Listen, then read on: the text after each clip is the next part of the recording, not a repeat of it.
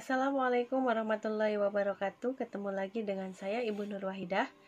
Hari ini Ibu akan membuat video pembelajaran untuk kelas 10 berkaitan dengan bab 1, yaitu tentang nilai-nilai Pancasila dalam praktik penyelenggaraan pemerintahan negara. Untuk bab ini ada 3 pembahasan. Yang pertama itu berkaitan dengan sistem pembagian kekuasaan negara Republik Indonesia. Yang kedua, berkaitan dengan kedudukan dan fungsi Kementerian Negara dan lembaga pemerintahan non-kementerian. Yang ketiga, berkaitan dengan nilai-nilai Pancasila dalam penyelenggaraan pemerintahan negara. Untuk materi pertama, itu berkaitan dengan sistem pembagian kekuasaan negara Republik Indonesia. Untuk materi ini, yang akan dibahas itu berkaitan dengan pembagian kekuasaan. Yang kedua, berkaitan dengan pembagian kekuasaan dalam pemerintahan Indonesia. Nah, selanjutnya untuk materi yang pertama itu berkaitan dengan sistem pembagian kekuasaan negara Republik Indonesia. Pasti banyak pertanyaan nih dari anak-anak, apa sih yang dimaksud dengan sistem? Apa yang dimaksud dengan kekuasaan negara? Nah, untuk lebih jelasnya kita akan bahas yang dimaksud dengan sistem di sini itu adalah suatu kesatuan yang terdiri dari komponen atau elemen yang dihubungkan bersama untuk memudahkan aliran informasi, materi atau energi untuk mencapai suatu tujuan tertentu. Yang kedua, kekuasaan. Nah, apa yang dimaksud dengan kekuasaan? Kekuasaan itu adalah suatu kemampuan yang dimiliki seseorang untuk mempengaruhi orang lain supaya orang tersebut mampu melakukan suatu tindakan-tindakan yang dikehendaki. Nah, itu definisi dari sistem dan kekuasaan. Untuk selanjutnya, apakah kalian tahu negara itu memiliki kekuasaan atau tidak? Nah, jelas ya bahwa negara itu memiliki suatu kekuasaan karena negara ini merupakan organisasi kekuasaan. Dengan kata lain, bahwa negara ini memiliki banyak sekali kekuasaan. Jadi apa sih yang dimaksud dengan kekuasaan negara? Nah, yang dimaksud dengan kekuasaan negara itu adalah suatu kewenangan yang dimiliki oleh suatu negara untuk mempengaruhi, mengatur seluruh rakyatnya untuk mencapai suatu keadilan, kemakmuran, dan kesejahteraan. Untuk selanjutnya, materinya itu berkaitan dengan macam-macam pembagian kekuasaan negara. Yang pertama itu adalah pembagian kekuasaan.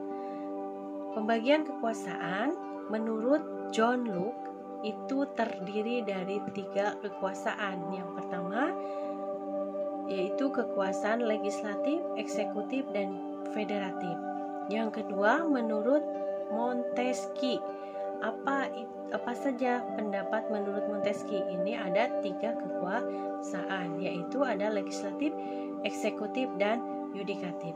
Apa sih yang dimaksud dengan kekuasaan legislatif, eksekutif, yudikatif, dan federatif?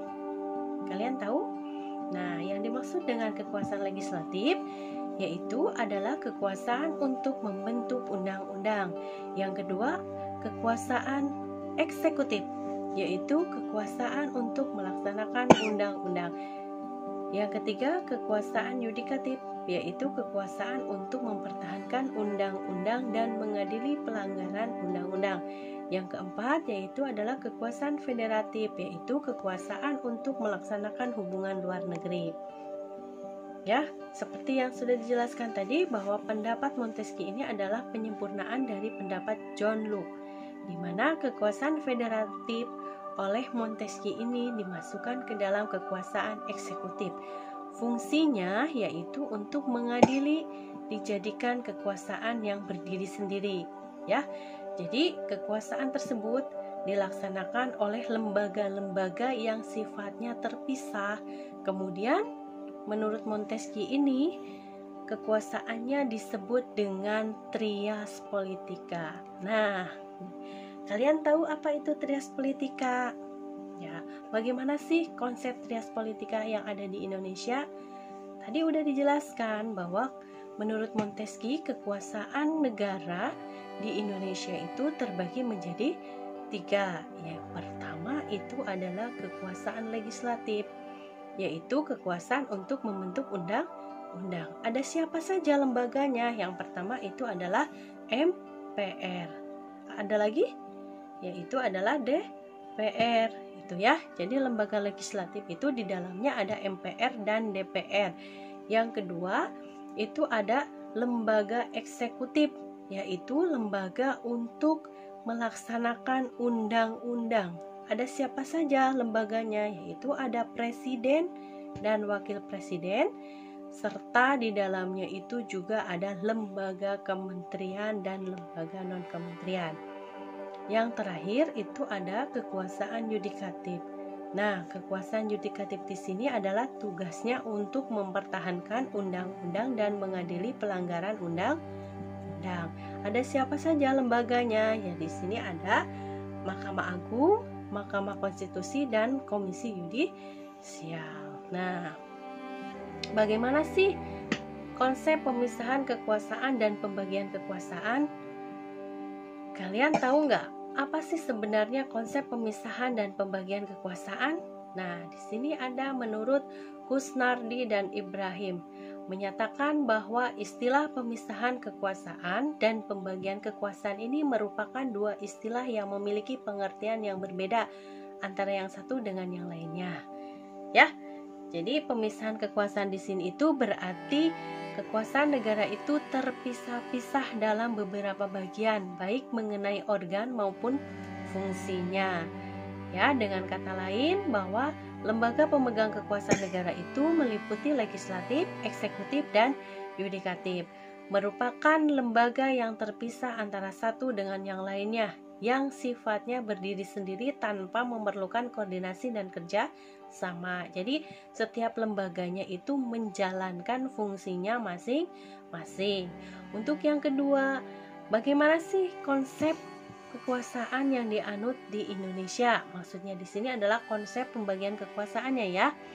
Jadi mekanisme pembagian kekuasaan negara Indonesia ini diatur sepenuhnya di dalam Undang-Undang Dasar Negara Republik Indonesia tahun 1945, di mana penerapannya itu pembagian kekuasaan di Indonesia terdiri atas dua bagian, yaitu pembagian secara horizontal dan kekuasaan secara vertikal.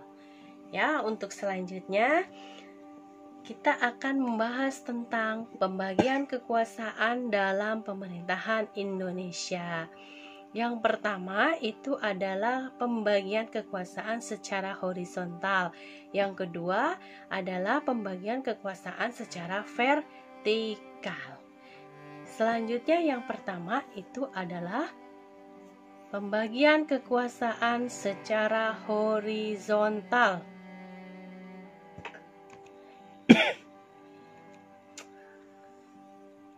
Lain iya lanjut.